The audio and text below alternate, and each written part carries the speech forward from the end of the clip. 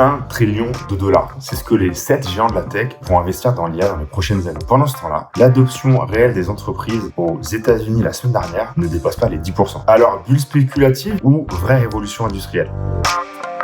Je travaille dans la tech depuis plus de 10 ans et quand ChatGPT est sorti fin 2022, j'ai tout de suite été fasciné par ces nouvelles possibilités. Depuis, je suis de très près cette course à l'IA générative et honnêtement, à plusieurs reprises, je me suis dit « Ok, là, cette pique, ça va corriger. » Et je vous avoue que je me suis trompé pas mal de fois, ça continue de monter encore et encore. Sauf que là, les choses se sont accélérées. Michael Burry, l'investisseur qui avait prédit la crise des subprimes, vient de shorter massivement les entreprises tech. Une analyse sur les investissements circulaires de Nvidia fait le tour des médias. Même Hugo Décrypte commence à parler de bulle IA. Donc la question c'est, est-ce que cette fois on assiste réellement à une bulle? Et surtout, qu'est-ce que ça veut dire pour les entreprises? Je suis Thomas Schmitz, cofondateur d'AI Partners. On accompagne les entreprises comme L'Oréal ou les Cuisines Schmitt dans leur transformation IA. Et aujourd'hui, on va décortiquer tout ça ensemble. Alors déjà, c'est quoi une bulle? Une bulle, c'est quand le prix d'un actif s'écarte massivement de sa valeur réelle. La valorisation ne repose plus sur les fondamentaux économiques, sur les revenus actuels ou même prévisibles, mais sur des attentes spéculatives. Par exemple, c'est ce qui s'est passé avec la bulle Internet, où des startups sorties de nulle part étaient valorisées des centaines de millions d'euros. Ce qui alimente ça, c'est un mélange assez explosif, la psychologie du marché, l'euphorie collective, le FOMO, la peur de manquer. Les investisseurs se disent, si je rentre pas maintenant, je vais louper l'opportunité du siècle. Et plus les prix montent, plus ça attire du monde, ce qui fait encore monter les prix, jusqu'à ce que la réalité rattrape les attentes. Et là, pour l'IA, tous les ingrédients sont réunis. Regardons ensemble 4 signaux qui font penser à une bulle spéculative. Premier signal, l'argent qui tourne en rond. Je vous donne un exemple très concret. Nvidia, l'entreprise qui fabrique les puces nécessaires pour faire tourner les IA génératives, a investi 100 milliards de dollars dans OpenAI. OpenAI utilise cet argent pour acheter des cartes graphiques Nvidia, et donc l'argent de Nvidia retourne à Nvidia. J'ai encore mieux, OpenAI vient de signer un contrat de 300 milliards avec Oracle pour utiliser leur cloud, et Oracle achète des milliards de puces Nvidia pour fournir ce service. Nvidia, eux, investissent dans OpenAI. Et ce qui est marrant, c'est que le jour de l'annonce de cet accord, la valorisation d'Oracle bondit de 244 milliards de dollars en une seule journée. L'argent ne vient pas de revenus réels ou de clients qui payent pour un service, il circule dans une boucle fermée entre les mêmes acteurs. Chacun gonfle le chiffre d'affaires de l'autre, ce qui justifie des valorisations toujours plus élevées. Deuxième signal, des sommes astronomiques qui sont déconnectées de la réalité.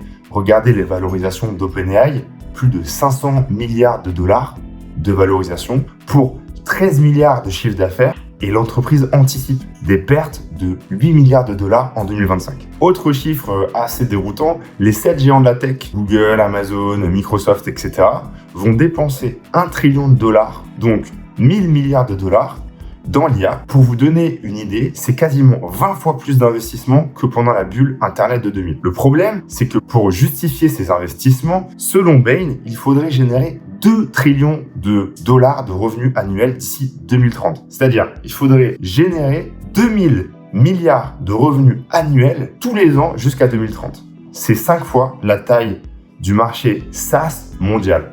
Donc mathématiquement, c'est très improbable et les investisseurs ne parient plus sur la réalité d'aujourd'hui, ils parient sur un futur, mais qui en réalité n'est absolument pas garanti.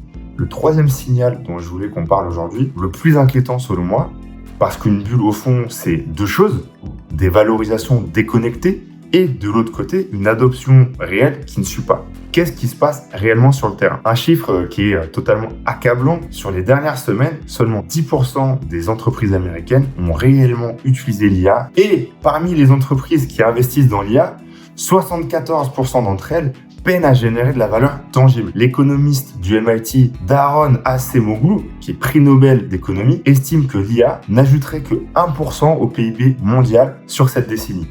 Donc, d'un côté, on investit des trillions, de l'autre, l'impact économique réel reste marginal. Et c'est ce décalage entre la promesse et la réalité qui, finalement, définissent une bulle.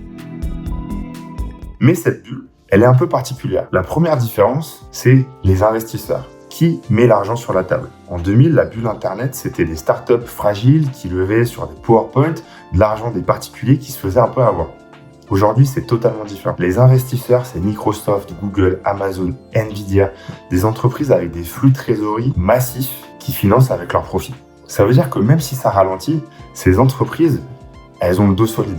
a priori, elles vont pas faire faillite pour autant parce qu'elles génèrent à côté de l'IA générative des centaines de millions de revenus. Et donc le risque systémique me semble beaucoup plus faible que sur la bulle d'Internet. La deuxième différence, c'est ce qui est en train d'être construit. Il y a un concept économique qui s'appelle la bulle productive. L'idée, c'est que même si une bulle éclate, elle peut quand même avoir un effet bénéfique si elle finance des infrastructures durables. L'exemple parfait pour le coup, c'est la bulle Internet. Oui, plein de startups ont coulé, des milliards se sont évaporés, mais c'est aussi à ce moment-là qu'on a déployé la fibre optique qui permet aujourd'hui de faire des applications absolument incroyables. Elle est devenue l'épine dorsale de l'Internet moderne. Sans cette bulle, pas de Netflix, pas de Zoom, pas de cloud.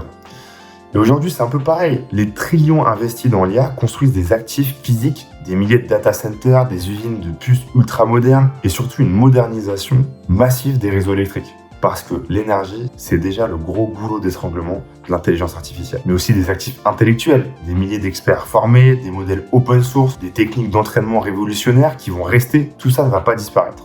Ça va rester et devenir l'infrastructure de demain. La troisième différence, c'est la course à l'AGI. Artificial General Intelligence, l'intelligence artificielle générale, c'est la promesse d'une intelligence artificielle générale plus intelligente que les humains. Certains analystes estiment qu'une AGI vaudrait 1,46 quadrillion de dollars. Alors vous êtes sûrement comme moi, vous visualisez pas ce que c'est. Eh bien, c'est tout simplement l'équivalent de toute l'économie mondiale actuelle. Mon avis, c'est qu'on n'a pas vraiment besoin pour créer de la valeur.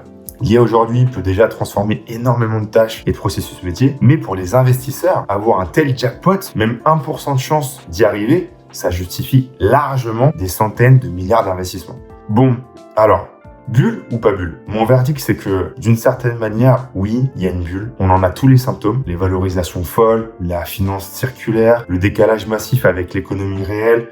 Mais c'est une bulle particulière portée par les entreprises les plus solides du monde qui construisent des actifs durables avec un objectif potentiellement transformationnel. Donc non, on n'aura probablement pas un crash brutal comme dans les années 2000 où 80% de la valeur s'évapore du jour au lendemain. Ce qui va plus certainement se passer, c'est un dégonflement progressif, un réajustement, un reset sain qui va séparer les vrais projets viables des effets de mode et qui va ramener le marché à des fondamentaux réalistes. Alors maintenant, la vraie question, c'est comment agir dès aujourd'hui?